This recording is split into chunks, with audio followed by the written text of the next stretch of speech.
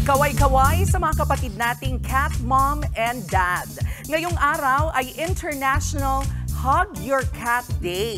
Walang makapagsabi kung kailan at kung saan ito sinimulan. Pero ang dahilan lang nito, ipakita pa ang extra care sa mga alaga po nating pusa. Pero ang tanong po, gusto ba talaga ng mga pusa ang mga yakap? Ayon po sa mga eksperto sa American College of Veterinary Behaviorists, ayaw ng karamihan ng mga pusa na binubuhat, hinahalikan at niyayakap sila. Madalas ang mga ganito, invasion of space para sa mga pusa.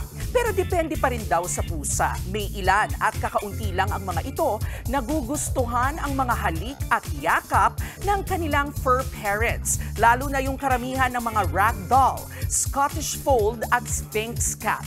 Ang kadalasang senyales na gusto ng pusa ng extra attention kapag madalas na silang mag-purr at inilalapit o ipinupunas na nila ang kanilang ulo sa iyo.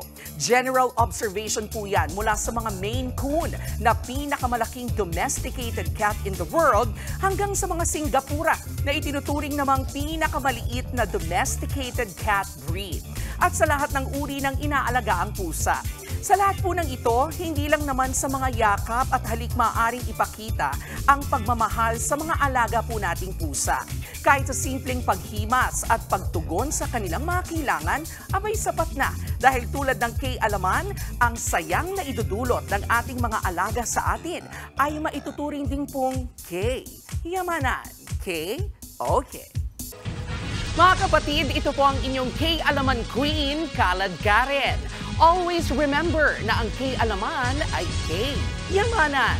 Kaya para sa latest showbiz news at dagdag impormasyon, mag-follow at mag-subscribe sa social media pages ng News 5. K-Okay.